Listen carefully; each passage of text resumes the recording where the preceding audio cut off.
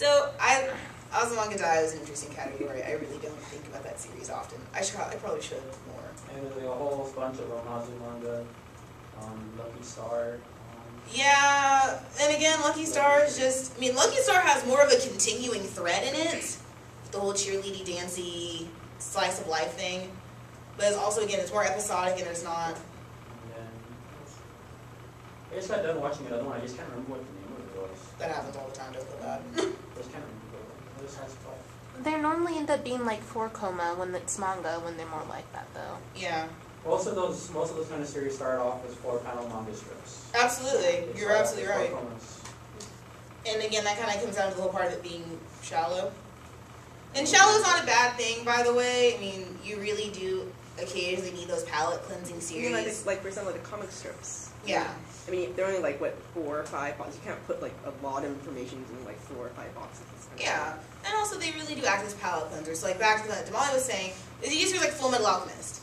FMA is heart-wrenching. Oh my god, that anime is just sad.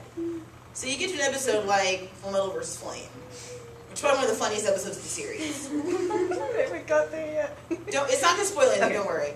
You get to an episode like Full Metal vs. Flame, which is probably one of the funniest episodes of the series outside of the Flame Alchemist Specialist and the Mystery Warehouse 13, which are like in league of being the funniest episodes of the series. Now there are funny things happening in the rest of the series, but we're going to talk about these filler episodes.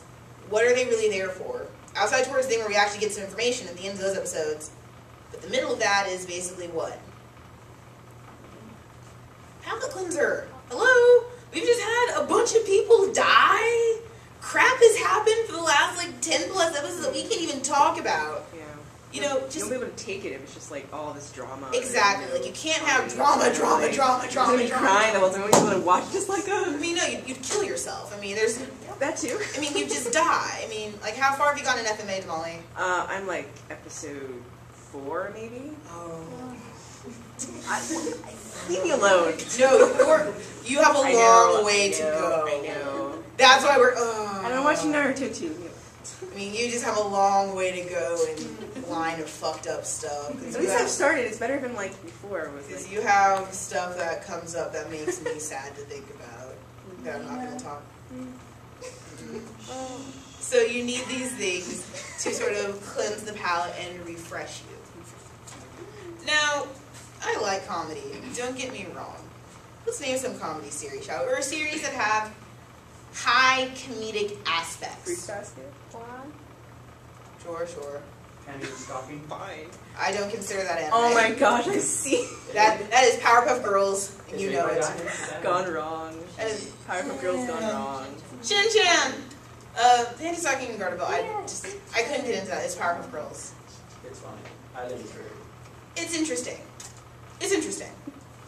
I'll give it props for where it is. I definitely think that this, a few years ago, would never have passed.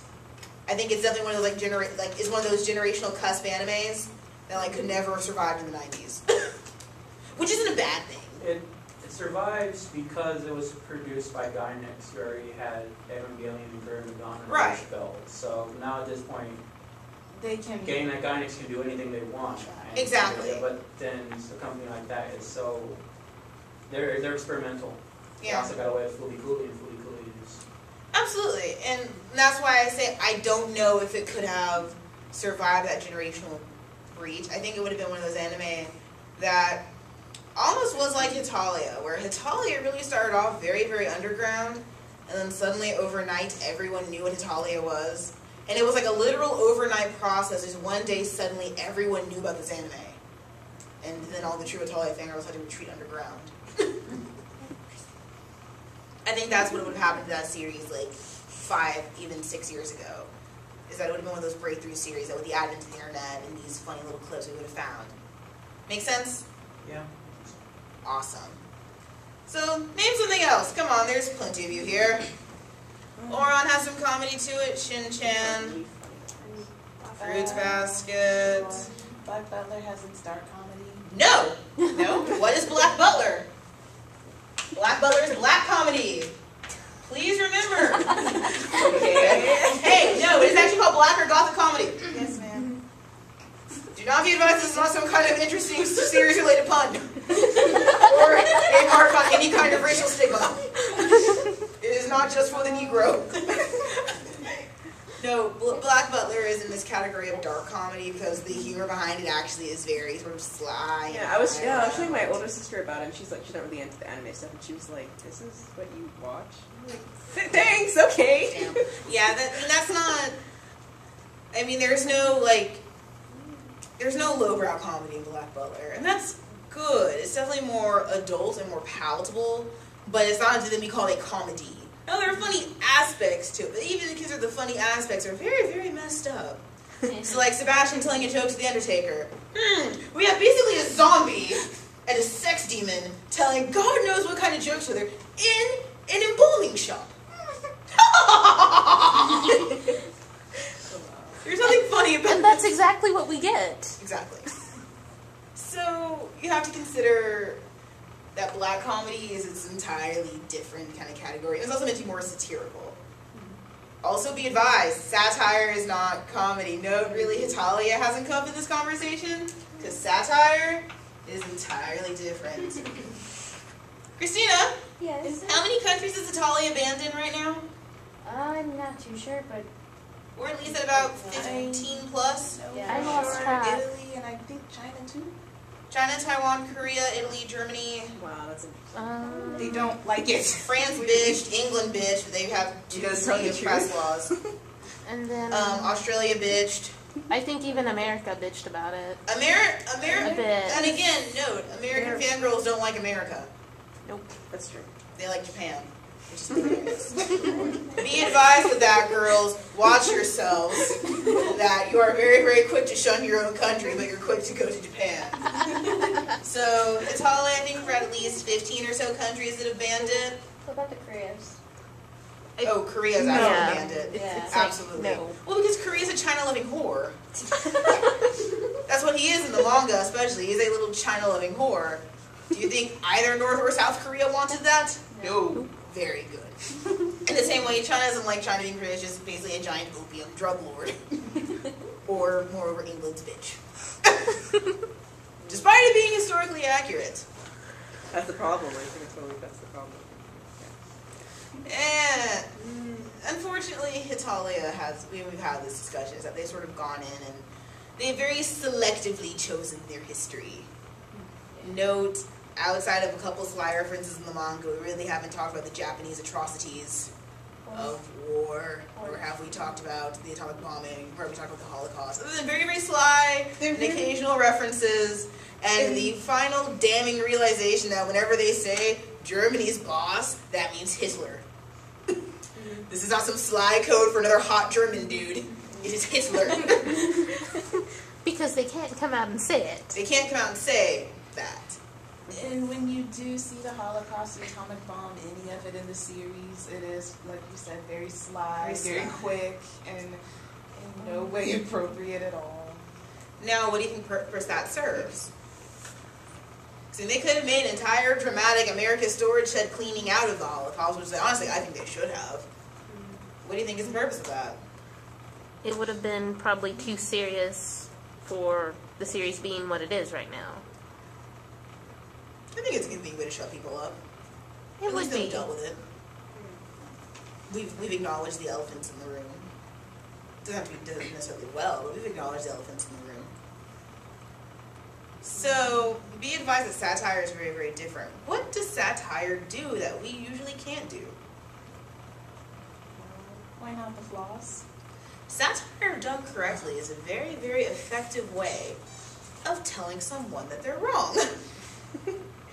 As a teacher of mine described it, while you are laughing, you're also slitting your throat.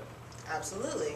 And note, a lot of the things that we find satirically funny usually don't end up making sense until much later. So, like, anyone watch V for Vendetta? Really? Only one of you? What Really? is this? Well, obviously you guys. Oh, my rituals. Watch that, please. Don't make me break out the prereq list. Honestly. Okay, well, here's a better example. Who's watched Borat? Heard it. All of you suck. All of you suck. Okay. Oh, and there's that other movie coming out, that Dictator, Yeah. and it's like by the same Movies director. like that are touchy. Why? Why is social commentary so hard to deal with? Well, I mean, doesn't hold back on the truth. No, not necessarily. No. It can, but that's not social commentary. Yeah. What do you think they hate so much about Italia? What do you think these countries are all have their knickers in a twist about? Well, they're making. It says the truth about them. And they're making fun of them. I mean, look at the base of the name. Probably don't see themselves the way that they're portrayed. Again, look at the base of the name. Italian. Hetane, Italia. meaning useless. Italia, Italy. Useless Italy. I mean, look at the very base of the entire series. It is just a giant bashing of these countries and what they stand for. And that's not bad. What ends up being actually is it's hilarious. It's quite funny. It's funny to watch Japan being assaulted by various other countries because he has no idea what the hell's going on. It's cute when Italy hugs him and he freaks the hell out. It's adorable when Germany has Italy running laps. Now we don't always think of is the backstory behind that. What does that symbolize? That is the massive training by German troops to the Italian force to prepare them for the horrors of war. So social commentary allows very clever and quiet ways of dealing with very, very big things. And I say V for Vendetta because V for Vendetta was one of those movies that gets under your skin. You don't know how true it is until a few years later. Because that movie first came out, that movie did not make sense to anyone. Amber, do you remember that? No? God. When that movie first came out, really, it did not make sense. Everyone's like, what the hell is going on? This is outlandish. None of this makes any sense. This censorship nonsense, what the hell are people talking about? Until you get to about 2006, 2007, the end of the Bush years, the Patriot Act is kind of revealed, and suddenly like, oh my God, it's sort of like the movie made sense. the George Orwell book, the 1980. 1984. Yeah, where it didn't happen, so it's like, well, whatever, and then when it happens, they're like, oh my gosh, that's what it meant. Exactly. Now, those aren't necessarily comedies, Yeah. but you'll see comedy do that a lot, especially either black comedies and satires, is that they're usually trying to make fun of or call attention to something, right? So Black Butler's main thing with it being black comedy is to highlight the sort of pompousness of the aristocracy. Note, there wasn't usually a lot of joking in Victorian England. But the fact that Sebastian as a butler, he has the social freedom to do that, so he does. And also, again, and we'll talk about this when we talk about canon, is that in the manga, he's also a lot funnier. And he can be that because he doesn't have that rank. Now, if it was CL, he couldn't. CL could not be funny like that. And be advised, again, remember this from men's roles, note, your funny characters are usually the ones that are the most messed up. Why do you think that is? And I mean, don't just take my answer from men's roles. Why do you think that is?